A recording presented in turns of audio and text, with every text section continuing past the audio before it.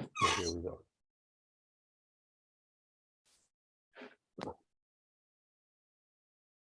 So yesterday we got up to the Gemara that told us in the name of Shmuel, Ha Pruzbala Ulbana the Dainahu. And the Gemara had a question, what exactly does Ulbana the Dainahu mean? Hi Ulbana is a lishna the chutzpah, meaning it's a chutzpah because we're forcing the loiva to pay, even though the Shemitah says he shouldn't pay. Or lishna the nechutzahu, or maybe it's just to make it easier on the dayanim, as Rashi explains. If Shemitah is going to be mishamit, there's going to be a rush on the Bezdin before the Shemitah year, because people don't want their choivos to be nishtamit, so there'll be a rush on Bezdin to help them collect, to help all the malvas collect from the loivas before Shemitah. So Tashma, the Amar Aluva, Kala, Shezinza, the Kerev Chupasa. This is referring to Klal Yisrael. As Rashi says, Ba'oid Shechina b'Yisrael b'Sinai, Klal Yisrael and the Shechina was still at Sinai, also as Egel, which is comparative to a woman who's mezana b'Kerev Chupasa. They only left Sinai after Akamas HaMishkan in the second year. Then Vayisu b'nei Yisrael Masei Midbar Sinai. So we see the word aluva is used in reference to a very chutzpah thing, a kala who's being mezana. Amav Mori Baradav Shmuel, my car. Where do you see this in the pasuk? Ad Shamelech b'Mesibai Nerdi Nosan Rechai. The king is still there in the Mesiba, still b'Chupasai. The beautiful smell of the perfume of the kala wanes. In other words, the charm and the beauty wanes because the kala was mezana tachas kupasa. But it doesn't say that she stinks, because an affair like that makes her stink. It just says that her perfume isn't as beautiful anymore. Amarava adain chavivusa hu gabon. The Rebbeinu Shalom still loves us even after we did such a terrible aveira. Tichsiv nosan or nitan, meaning the strength of the perfume waned. It doesn't say that it became smelly. It's brought down, the Maral brings down, after Klal Yisrael said Nasav and Nishma, why was it necessary to be kafa aleim har kagigas? So the Maral explains is that Hashem knew Klal Yisrael was going to do an aveira, and after such aveira, someone whose kala is mizana tachas chupasa, that would be a good reason to divorce. But HaKadosh Baruch Hu wanted to lock in the relationship with Klal Yisrael, that no matter what they would do, HaKadosh Baruch Hu would still love them and keep them. And what did he do? It says in the Torah, if someone is ma'anis, a woman, the halach is lo yuchal l'shalcha kol yoma. He can no longer ever send her away. So too, HaKadosh Baruch Hu, even though they were makabel the Torah willingly, HaKadosh Baruch Hu wanted to be ma'anis them. Why? Because then they'll be the beneficiaries of lo yuchal l'shalcha kol yoma, and even though they did terrible affairs, HaKadosh Baruch Hu will never get rid of us. And people who get humiliated, but they don't humiliate others. They hear their busha and they don't answer. They do mitzvahs, as Rashi says, and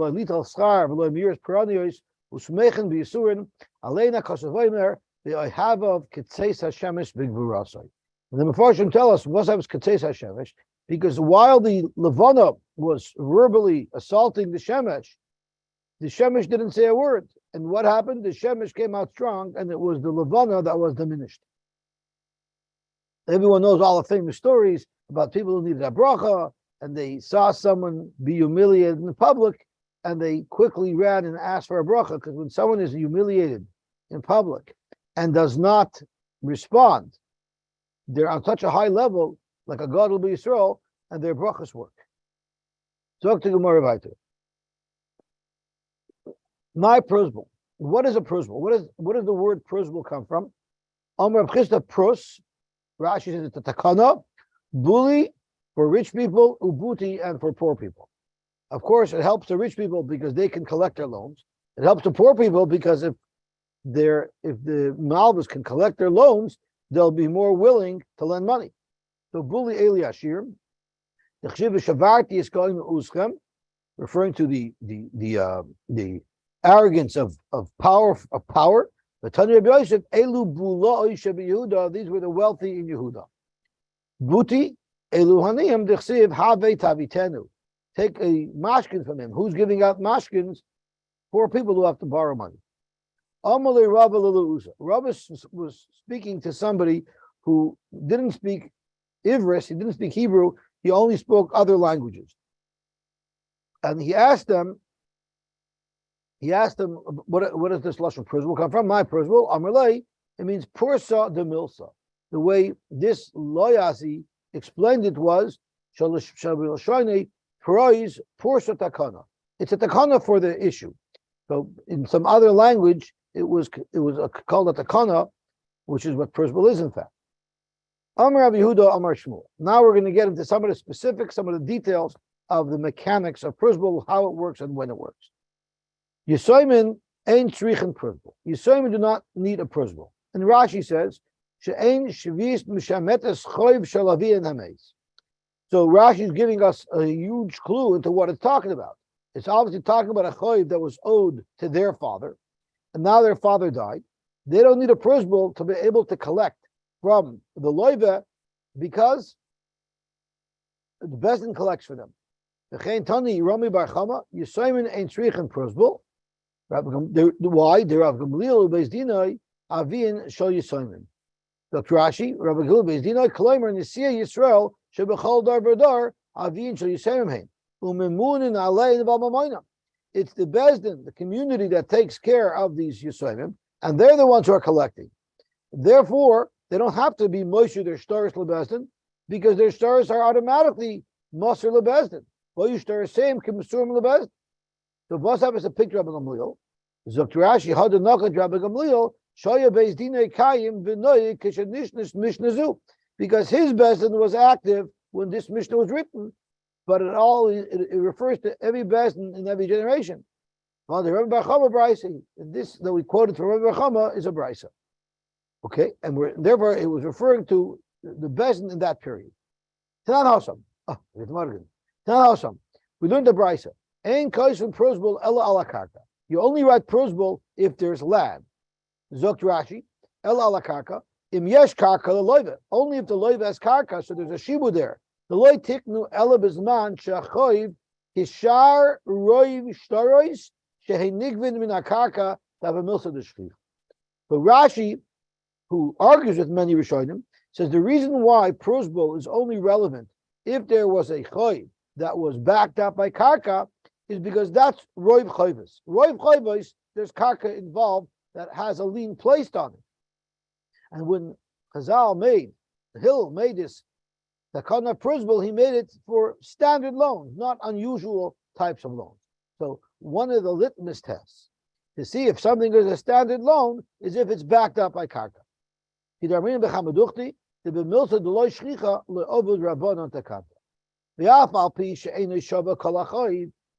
if the land is not enough to back up the entire loan value, it's just a little bit. Even karka kolshuru. Why is that? Because Amran, we said we learned that even if you have $100,000 loan, but only a $5,000 piece of property, what you could do is you can go after the property. The loiva will bail it out with the $5,000 of cash, but then you can go after the property again because the property is still encumbered by the rest of the loan. Right? The only way to stop that cycle is if the loiva actually gives the property to the malva.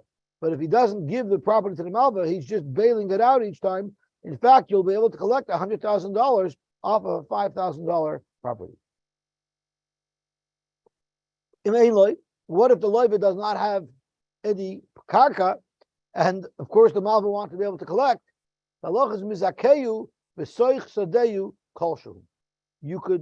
could be mizaka to the loiva a little bit of karka. So Rashi, the The kama kolshu, and how much is the kolshu? Amar Rab Chia bar Ashi, Amar Rav, afilu kalach shel kruv. Even a tiny little piece of property, the size of the stem of a cabbage. So the question here is, what do you mean mizakeyu? If you're a loiva and you owe $1 million and you don't have any karka, so therefore the malva won't be able to collect from you because he cannot write a prusbul. So if the malva is mizakeyu, a postage stamp sized property, how exactly is that a schus? That's really messing you up. So the Achronim will learn from here that when we look at the halach of zachin la'adam shaloi b'fanov, we don't look at the repercussions of this schus. We look at the actual transaction that's occurring. It's an absolute schus for someone to gain a piece of karka. Yes, it'll trigger other things. That's not what we look at when we're looking at whether this specific transaction is a schus. That's one mahalach they have in the Rishonim. Another mahalach they have is that this works with a hefker bez and hefker. It's forced upon him in order so that a prusbul can be written. So Zok the Gemara, Amr Rabbi Yehuda afilu hishiloi mokaim letaner ulikirayim koisun olav prusbul. Even if the loiva was allowed to use some space in the malva's property just to place his oven, his portable barbecue, that would be enough. Correct the Gemara, is that so? Aini? Vatani we learned, Vatani Hillel taught us, Ain Koshem Prusbul, Ella al Otutz Nokov Bilvad. Dav give it to Otutz Nokov, and that's called Mechubal Karka because it's nourishing. And surely on Karka itself, Nokovin, She'ain Nokov Loy. But if it's not Nokov, it wouldn't. But the problem is, why would Hillel say that if it's Otutz She'ain Nokov, sitting on the ground, that's not called karka, but you're right. The she'ein nakav itself is not nourishing from the ground, and therefore it itself isn't considered karka. But the fact is, it's taking up a couple of square inches, and we just said earlier that even the tiniest little bit of space is enough to trigger a prusbul. It was on a tripod. It was sitting on stilts, and even the place of the stilts didn't belong to him. He only had air rights, and that's what Hillel was referring to when he said, unless it's an Otutz Nokov, we don't consider it karka. Rav Ashi maknin legidma de dikla. Rav Ashi would be maknin to the loiva, a tree stump. The chosav alei prusbul. And with that, he was able to write a prusbul. Rabbanan devei Rav Ashi, they did something different. They were merely masri milayu lahadadi. What does masri milayu lahadadi mean? So there's actually a machlokes over here. Let's see what Rashi says. Masri milayu b'lo ksivas prusbul. They didn't even write a prusbul. They did it verbally. Alakach oimrim lechavereim hareatam bezdin. You're a bezdin. V'chayvi masr lachem legavoisay kol kavan sheretz. Rashi seems to learn that it's telling us a chiddush that you could make a prusbul, at least Rabbanim can make a prusbul without actually writing it down. It could all be done verbally. But there are those who learn that this was not a prusbul at all. There are those who learn, Rishonim that learn that what's happening here is, we learned yesterday that prusbul was only relevant when Shemitah was no longer midaraisa. So Shemitah was no longer midaraisa after Vayisheni. And the Rabbanan made a takana so that we shouldn't forget Hilchos Shemitah, that there is still Shemitah. So they learned, those we should learn here, is that the Chachamim who were Mesakin Shemitah midrabanan, even though it wasn't relevant anymore, so we shouldn't forget, that didn't apply to Talmidei Chacham. Talmidei Chacham are not governed at all by the Shemitah D'Rabbanan. They never placed the halachas of Shemitah D'Rabbanan on the Rabbanan. That's how some Rishonim learn. Rabbi Yonasan Maser Mili Rab Chia bar Abba. Rabbi Yonasan, he gave over his stuff, in other words, his chayvis, Rab Chia bar Abba. Amar lei, shrichei midi achrina. Do I need to do anything else, or am I good to go? Amar lei lo shrichas. You don't need to do anything more. What happens if there was a co-signer on the loan? The loiva didn't have any karka, but ula orev yesh loy karka. So ein loy karka. The cosigner had karka. Koshnu principle. That would also be enough to write a principle. How about loy ula orib ein loyim karka? Both the cosigner as well as the loiva didn't have karka. But the loiva was owed money by a third party. That third party, yesh loy karka.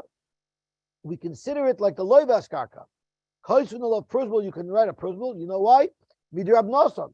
Because of Rab Nosson, of the famous Shibuda de Rab Nosson. The Tanya Rab Nosson Omer, if A owes B amona, and B owes C amona, how do you know that C can go directly to A and collect? You give it to the person who's ultimately owed. Yeah. So what's happening here is since A has karka, even though B doesn't, and you couldn't write a principle on B, but C can go directly to A, and the principle will work for A because A does have karka. So there's an interesting shaila as to how Shibuda de Rav Nosson works. Does Shibuda de Rav Nosson work? Not that actually A actually owes C. There really is no relationship between A and C, but C has a schus to mon A because B owes C. That's one option. The other option is no. It actually works that A actually directly owes C the money. What is nafkamina? Can B be moichel with schoif to C, and then A is out of luck, right?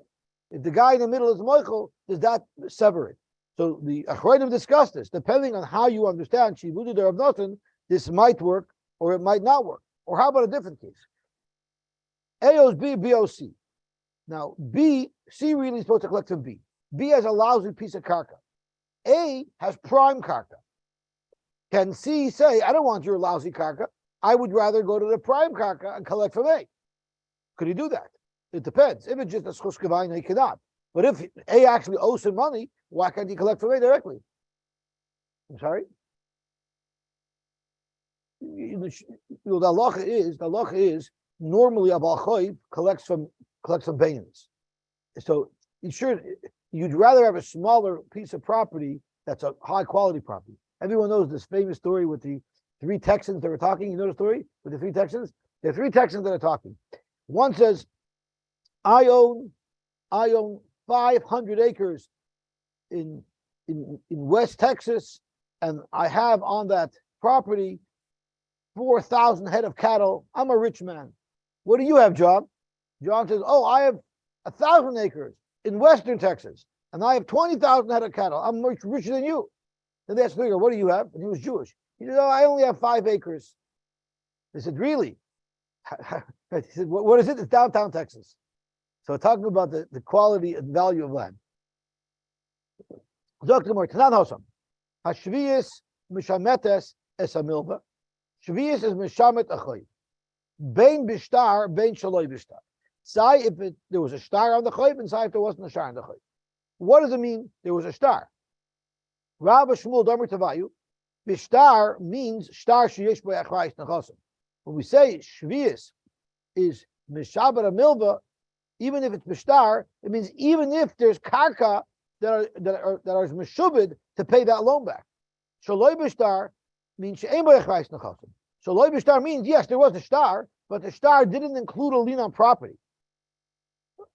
Both these two categories of loans, shvius impacts. Kol shkein milval peh. Surely a milval peh will be impacted, and the logic is the more shibud there is here, the more we consider it pre-collected. If there's a shibud on the karka, well then the malva practically collected already. He already has that value in the karka.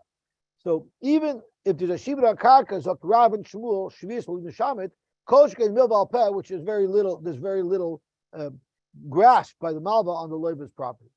Rabbi Yochanan and Rabbi Shimon ben Lakish, Tamri Tarvayu, they say no. Bishtar she'ein bo yachrayis nechosim means shaloi bishtar. So nochmal, bishtar means star she'ein bo yachrayis nechosim. Shaloi bishtar means milval peh.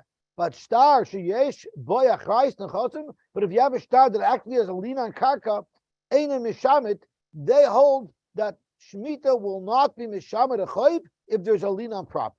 And Rashi says, why? The chagavui dami. We consider that pre-collected. We look at it that the Malva already owns, controls the properties that are meshubit to pay back his loan. And they're as if they're already pre-collected. The ein kanchoy. So that's a very big chiddush. That if there's a lien on a property, we look at it like the milva has already collected it, and therefore no prosbul is necessary because shmita will not have an impact on that loan.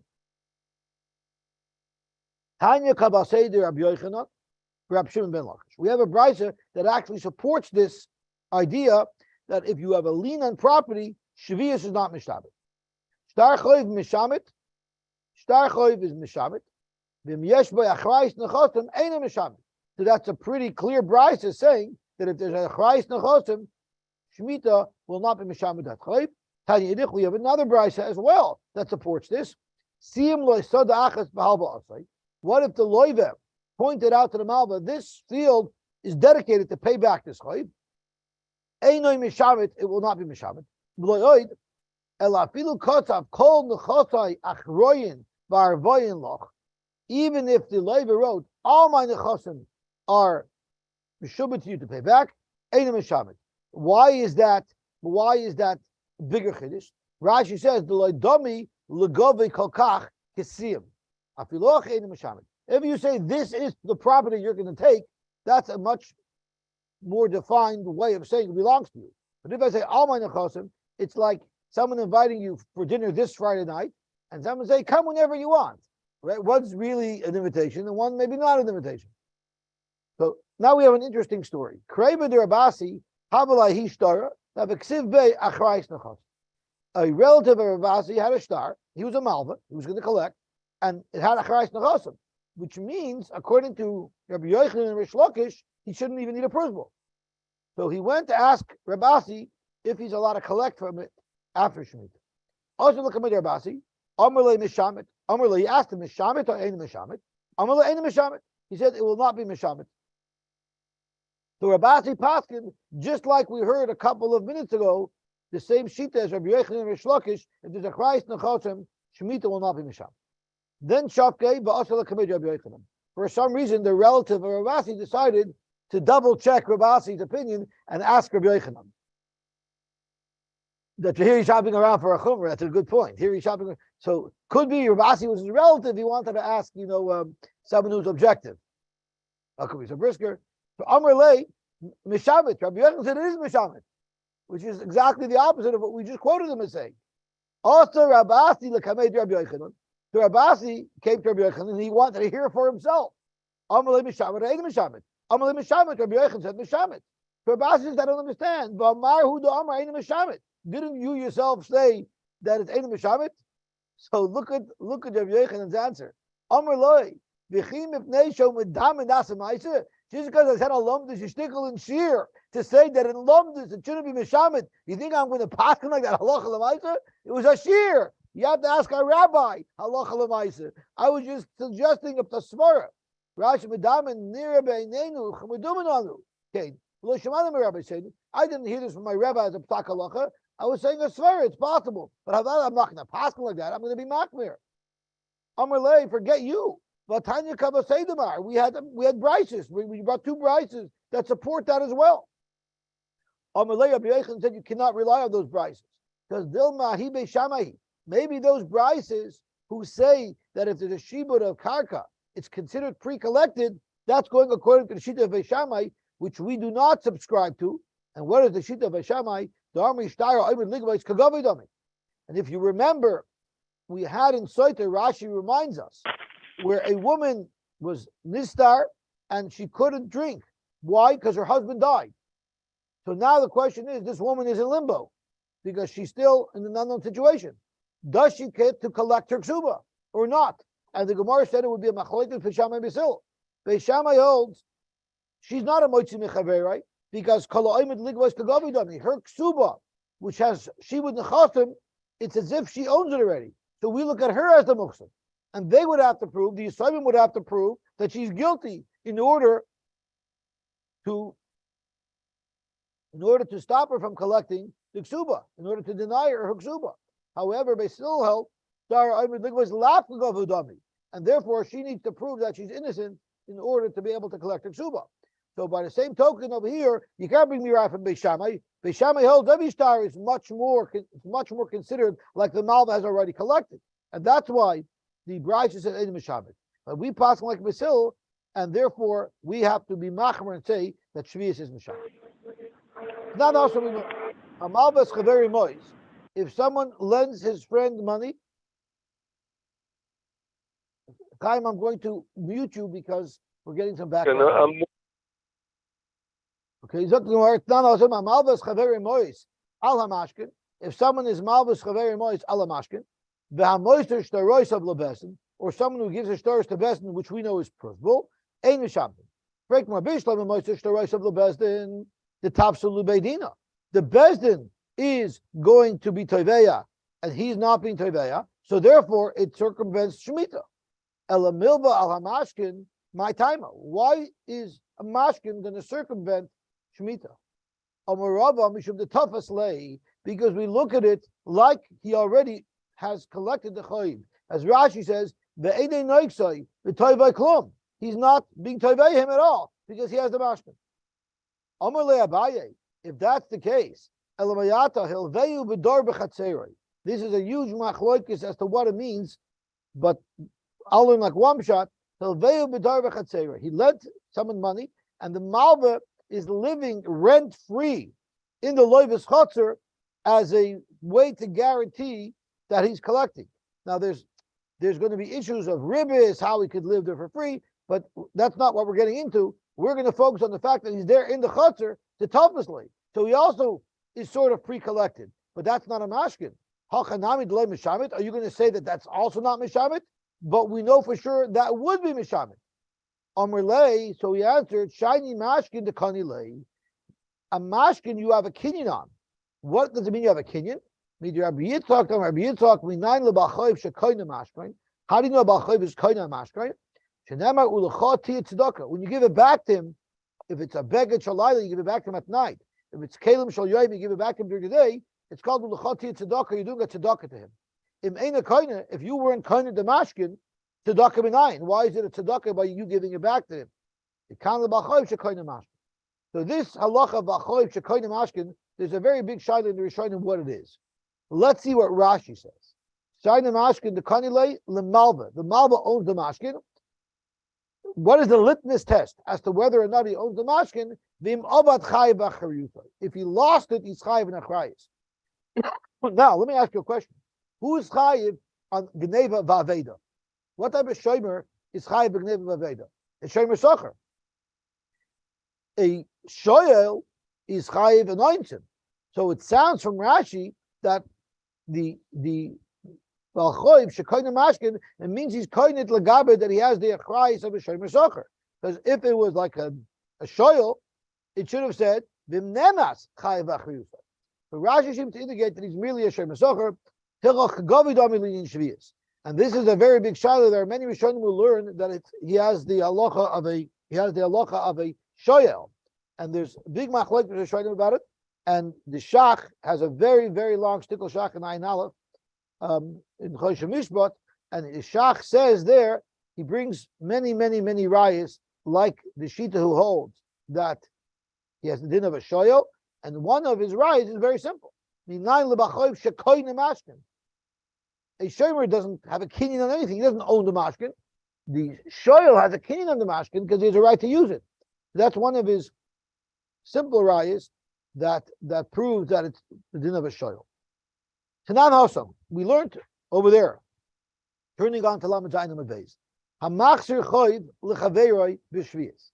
What if someone is kind enough that even though shviyat is mishamit, he decided he's going to pay back anyway? And Rashi gives us some detail. This mancha shviyas, I guess, of course, I was speaking where Shemitah was relevant. The overlap shviyas passed, so technically it was mishamit as choiv. The achach chsira, nevertheless, the loiva goes to return the money. He didn't refund the money. He didn't pay back the money on Shemitah itself, because then it wouldn't be relevant. the Kaimelon and Shvis Meshamet Sel B'Soifa. The actual time where Shvis and Meshamet the Chayiv is at the end of Shemitah. So it means we're discussing here where he gave it back after the halakha of Shemitah kicked in, which means he would have been potter. And this is before the days of Prusbul, as Rashi tells us, because it was Bizman Shvish Doyeges, meaning when it was still a Shemitah Dairaisa. So the loiva has to say, the malva has to at first refuse to take the money. He has to say mishametani. There's actually a big machloikus in the Rishonim if the malva has to actually say I am mishamet chayiv, or if it becomes mishumat automatically. It could be the mitzvah of Shemitah is that you actually have to say I'm moichel on the chayiv, or there are those that happens by itself, and there are those who say it depends. Shemitah Dairaisa it happens by itself, but the Shemitah Darabanan you have to say mishametani. V'im amar loy afal pikein. But if the loiva says, no, I know you're mishamet, but I still want to pay you, yikabel himenu, then you could accept payment. Shenemar, it says, v'zed devar hashmita, meaning it has to be spoken out. But he could take it. So Tzarech loimer, dibur shel shmita. You have to say a mishamet, but you could still accept the money if the loiva wants to pay you back.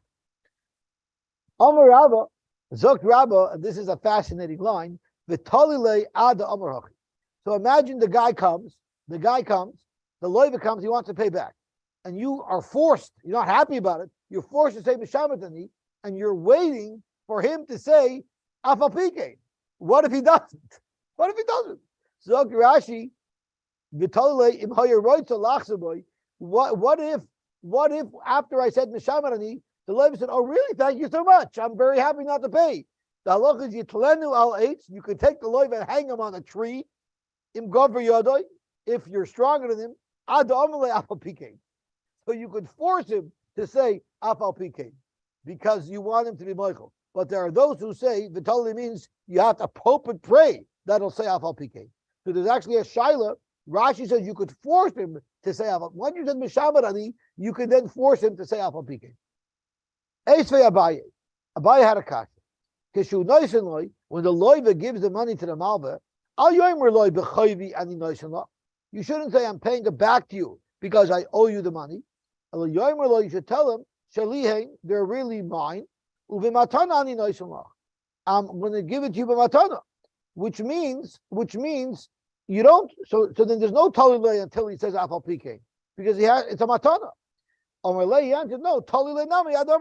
yeah, you can lock him up and wait until he actually says the matana ani noiselach.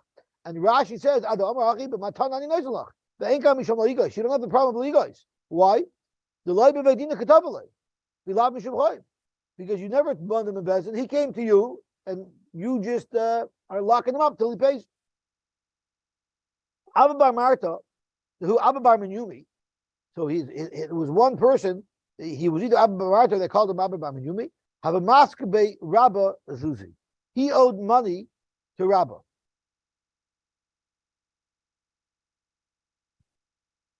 I seen in the Heli b'Shvius.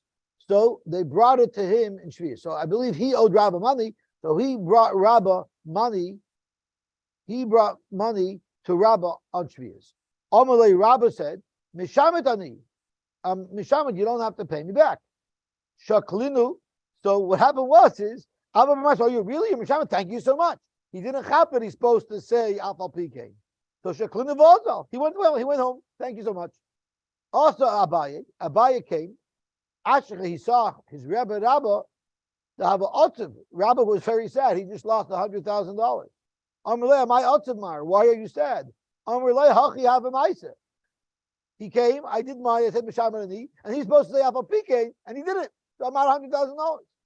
Also, look at Abaye went to speak to Abba Bar Marta. Amr he told him, Am this lezuze lemar, did you bring money to pay back Rabba? Amr I did. Amr umay Amr and what did Rabba tell you? So he told him, Amr Mishamatani. Rabba told me Mishamatani.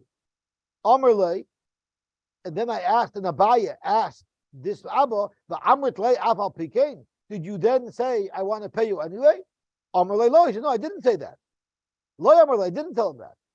The Amrit le afal pikein havish klinamunach. Abaye told him, had you said afal pikein, sure, Rabba would have accepted the money.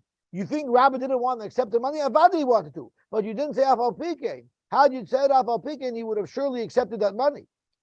So therefore, hashta miyas amtinu nehele. Now go take it back to him, the aimale, and tell him afal pikein. So Adali went, amtinu nehele, and he actually brought the money back to Rabba. The amale afal pikein, and then shaklum minei, and then Rabba accepted the money. Amar, he said, I guess Rabba said, Loi have a beidaita by tzurv merban mekar. This Abba Bamasha didn't chap. He didn't chap that. That's what he was supposed to do.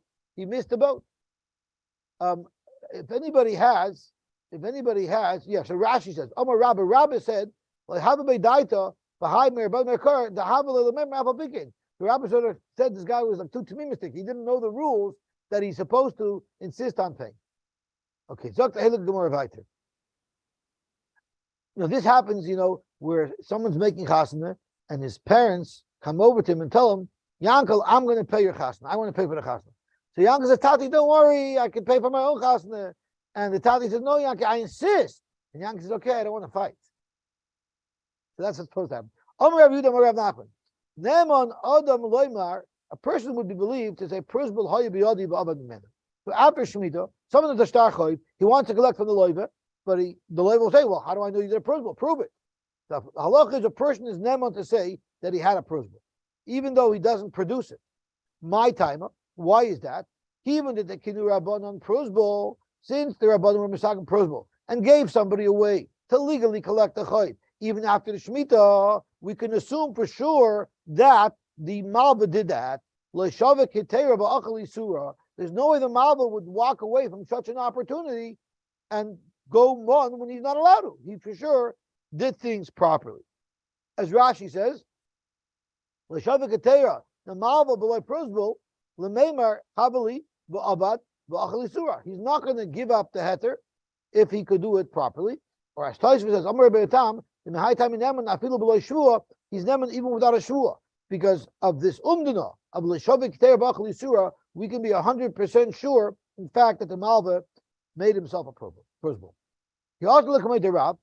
When they went to Rav, Amala, he told him, Midi prosbul hoyalach v'avad.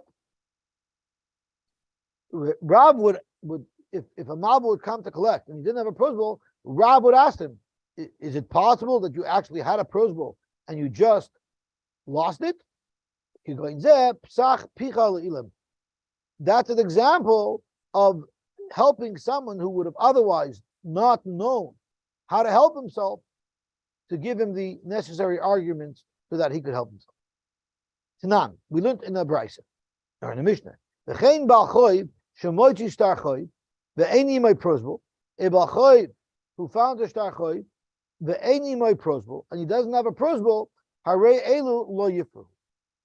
You cannot collect. So this Brisa contradicts with what you're saying, that we don't assume a person had a prosbul. As Rashi says, harei lo yifru, the ksub is prepared kakoishu. This is in ksubis. Alma, you see from here, loy mehem and loy mer hoyali ba'avad. From the fact that we say that if you find a shtar choiv and there's no prosbul with it, we don't allow you to collect. We clearly don't say that he for sure had one. I mean, the case in the Mishnah and Ksubas must be where the Malva claimed that he had a prosbul. I don't need a Mishnah to tell me that if there was no prosbul written, that's the Pashut Alocha.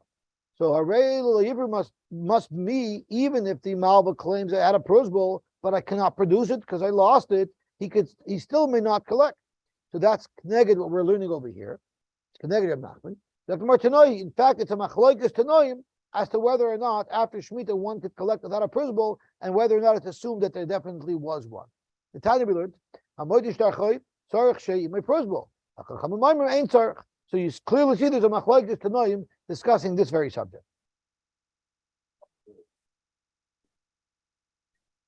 So that's what the Gemara said. There's a chazaka of l'shavek eter b'achal yisura. If there's a way to do it legally, we could be guaranteed, you could take it to the bank, that he did it legally. Because why would someone want to do something illegally if he could do it legally? So I guess we assume that when someone owes you money, you don't forget these things. I would love to ask Rabbi Lowy if someone ever came to him with a shaila that someone owes me $100,000 and I forgot to write a principal. I wonder if that ever happened.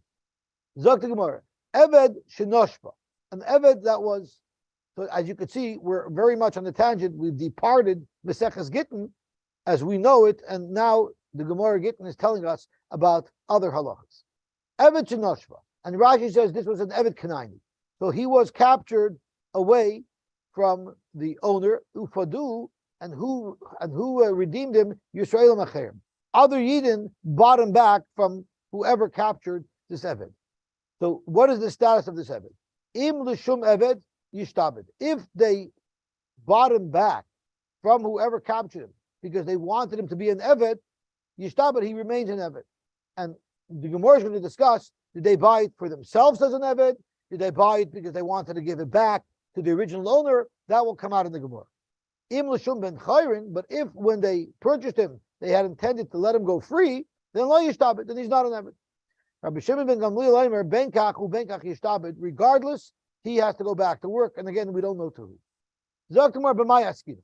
What exactly is the case of our Mishnah? Ilema lifnei yush. If it's speaking before the original Bailam who owned this Eved was miyayish, so therefore it still belongs to the original Bailam, l'shum ben chayrin, amal lo yishtabed. I understand why in l'shum Eved yishtabed, it means it goes back to the original owner. But if the people redeemed l'shum ben chayrin, how could you say lo yishtabed? They have no right to steal an Eved from him. It still belongs to him. He was not miyayish. Elo, you have to say the Mishnah is speaking la'achayish. So Eved Shenoshba and the Bailim were miyayish, and then the Fadu. So then the Gemara is asking l'shem Eved ma'yishtabed. Even if they bought him l'shem Eved, why would he be mishtabed if he was free already? Because the Bailim were miyayish, as Rashi says.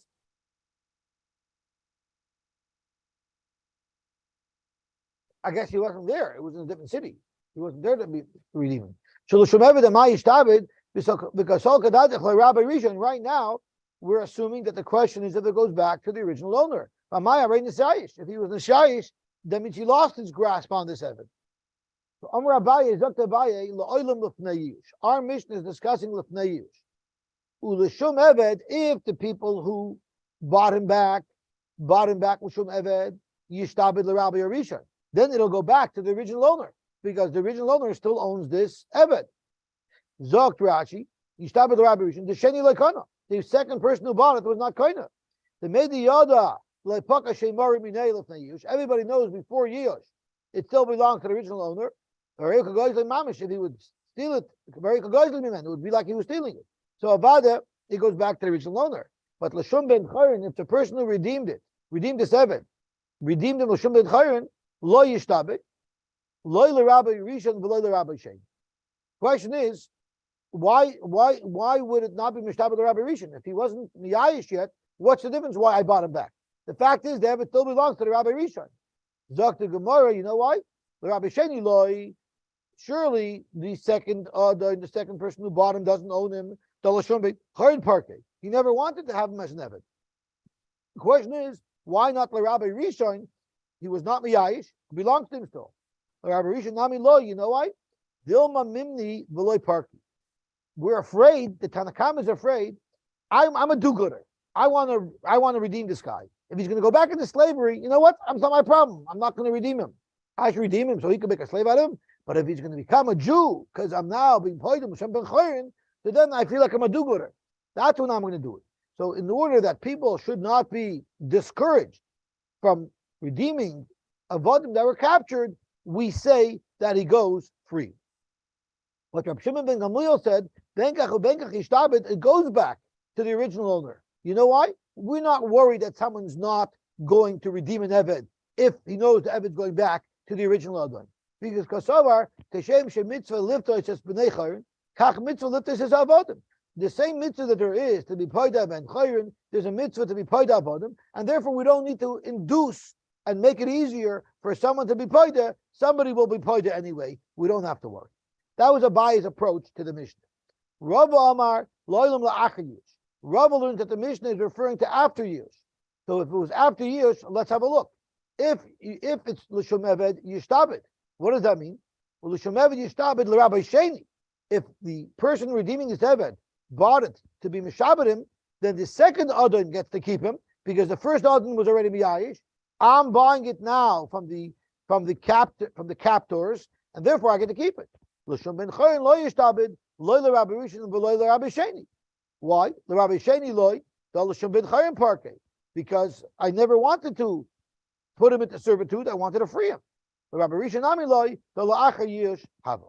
And Rabbi Shimon ben Gamliel Aimer, Benkach Yishtabed, because of Chizkiah, Domer Chizkiah, B'pnei Ma Omru, Benkach Yishtabed. Why do we say that regardless, he goes back to the original owner? Because Shelo Yehei Kol Echad Ve'echad Hoylech U'Mapel Atzma L'Gaisus U'Mafkia Atzma Midei Rabbi. If we create a scenario where avodim could get captured and then they end up not having to go back to their original owners for whatever reason, well, that's going to induce avodim to put themselves into positions where they will be captured. They'll actually go to be captured, especially if they don't like their first adon. And in order to prevent that from happening, the avodim will know there's a rule. No matter what, they're going to go back. So there's no use in doing that. Zok to Gemara Meisvei. Break the Gemara Kasha on Rabbah. Amalen Rab Shimon ben Gamliel. Rab Shimon ben Gamliel told them. So sometimes the Brisa brings out more of the conversation that was going on between the Tanoim. So now the Brisa is sharing with us a comment that Rab Shimon ben Gamliel made to the Tanakama. And they said, Kashem Shemitzvah, liftois as b'nei chayrin, the same as a mitzvah to be paid to b'nei chayrin, kach mitzvah liftois es ha'avodim. So that was Rab Shimon ben Gamliel's main reason why the Eved will not. That's one of the main reasons why we could be paid to the Eved even though it's not going to be a ben chayrin. So the way we understood the Mishnah according to Abaye, because according to Abaye, it's explaining why you could be paid to the Eved even though the Eved is going to go back to the original owner. According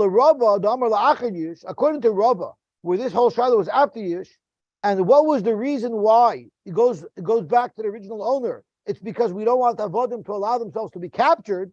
Well, Haik Hashem, it's not because it has nothing to do with the fact that there's a mitzvah liftos as Avodim. The reason why Reb Shimon ben Gamliel says that it goes back to the original owner is Mishum Dechizkahu. It's because we don't want the Avodim to make themselves get captured. Dr. Gemara, Amalach Rabba, you're right. Reb Shimon ben Gamliel lehava yada mai kami Rabbanim. He didn't clearly understand what the Rabbanim were saying. And this is what he said. He was covering all of his bases. He said, Ilif neyush kamrisu, if your halacha is referring to before Yush, hainu kishem. Then I agree with the argument as Abaye quoted it, meaning that if it's before Yush, regardless, it'll go back. Why will regardless it goes back? Because people are going to be paid to these avodim anyway, even though they know they're going back to the original owner. And if it's la'achar Yush kamrisu, and if you're saying after Yush, and I'm arguing you kedechizkiah, and I'm saying regardless it goes back to the original owner because of Chizkiah. Okay, let's stop here, and we will be mamshech Be'ez Hashem tomorrow. We'll have to chazir this over a little bit because it's a little bit complex. Shkoich. Good for you.